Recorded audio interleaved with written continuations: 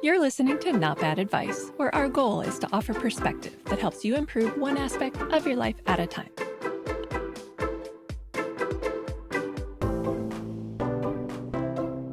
I'm Pamela Lund, And I'm CK Chung. and we hope that after listening, you'll think, hey, that's not bad advice.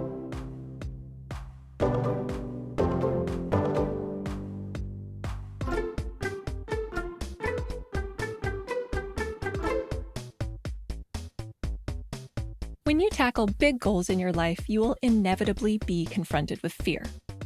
Whether it's fear of failure, fear of judgment, fear of what you actually need to do, such as public speaking, or any of the myriad fears that may come up, there is always some fear.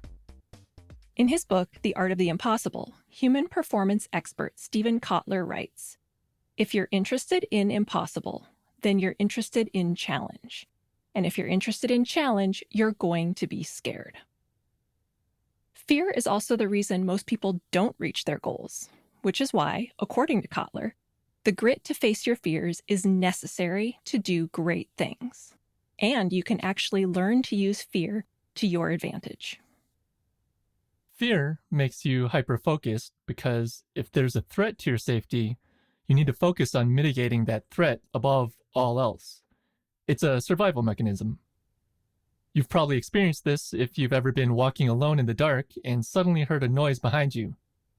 Immediately, all of your attention is focused on identifying the noise and whether it came from someone or something that could hurt you. Or if you've ever done something fun but scary, like riding a roller coaster or going skydiving, you weren't thinking about your to-do list while you were flying through the air. You were completely focused and in the moment, which is what being in the flow state is like. So if you can learn to be afraid to do something but do it anyway, you can unlock really productive, deep flow states that help you make quick progress toward your goals. And every time you do something that you're a little bit afraid to do, you get a hit of dopamine, aka the feel-good chemical, and of norepinephrine, a neurotransmitter that makes you feel alert and ready for action. Together, these chemicals can, in the right circumstances, help you concentrate and get into a flow state where you can think more clearly and do more in a shorter period of time, and then feel really great about it afterwards. But too much fear is counterproductive and can prevent you from doing anything at all. You need to find the sweet spot where it's helpful, where it's challenging rather than debilitating. Steven Kotler says to do this, you need to identify and confront what he calls your massively transformational fears. These are a few things that you're scared of and that are holding you back from achieving your goals. These aren't just your biggest fears. Like, one of my biggest, most irrational fears is being buried alive, but that's not a massively transformational fear that I need to face because I'm not a magician who wants to do a coffin escape illusion. So I don't need to face my fear of being buried alive to achieve my goals. Massively transformational fears, or MTFs, are things like public speaking, having people read your writing, or playing your instrument in public. They have to be fears that are preventing you from doing something you really want to do, or you won't be motivated to confront them. Every week, I face some of my MTFs by publishing this podcast. Every time we publish a new episode, I'm scared. I'm afraid people will think that the show is bad or dumb, or that I'm dumb, or that I'm a judgy know-it-all that's trying to tell you how to live your life, or that the sound of my voice is so grating that no one will want to hear it.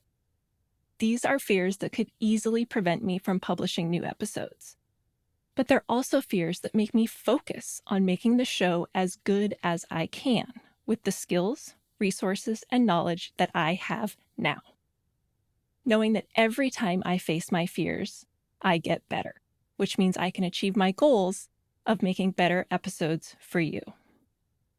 And that's what facing your massively transformational fears is all about. Being scared, doing it anyway, and getting better with experience. Yeah, for the past year, I've been facing my massively transformational fear of asserting myself. I want to impart my knowledge and creativity to benefit others, but I've been held up by my imposter syndrome. On the flip side, this inferiority complex pushes me to learn as much as I can in order to be as accurate and as authoritative as I can be. So I began tackling my MTF by conversing with Pam a little more mindfully. And then that led me to start a podcast called Practice, where I basically practice speaking on the fly. From there, we've evolved to develop this podcast, and now I've proceeded to practice live streaming, and I'm also getting ready to produce video content for YouTube. And that's exactly how you should tackle your massively transformational fears. Break them down into smaller, slightly less scary things that you can do now.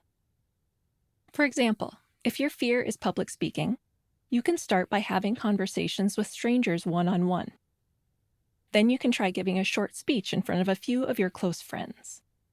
Then you could join a group like Toastmasters, where you practice public speaking in a small, low-stakes environment. With each step, you're moving closer towards doing the thing that scares you most while making it less daunting. And each step increases your level of grit, which makes you more able to take the next one. No matter how much grit you develop, though, you're never going to stop feeling fear. I know people that absolutely love speaking at conferences, but they still get scared before going on stage. The difference between them and the people who want to speak but don't is that they've developed the grit to face their fears. So you're going to build up your grit to face your fears by identifying the massively transformational fears that you want to tackle. Break them down into doable chunks that are a little less scary.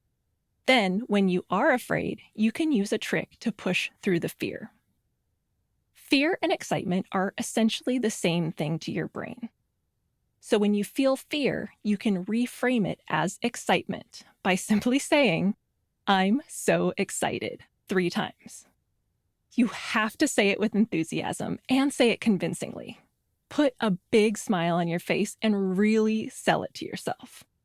You can even add on what you're excited about, like, "I'm so excited to get on stage and give this presentation."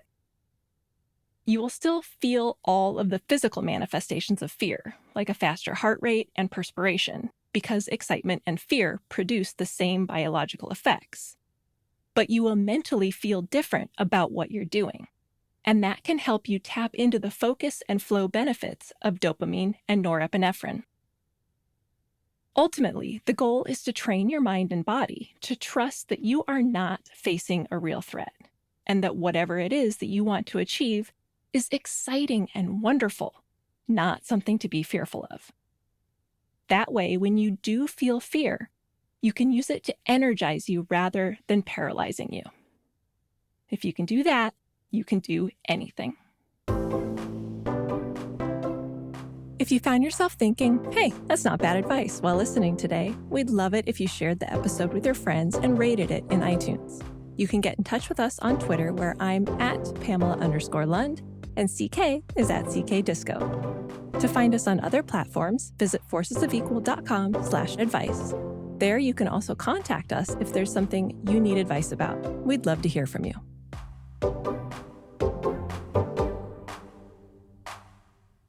I'm envisioning Jesse Spano. I'm so excited. But don't do it like her, because what was it? She was on speed. Yeah, so she's like, I'm so excited, I'm so scared. Yeah, don't do that. That's the opposite of what you want. And don't do speed.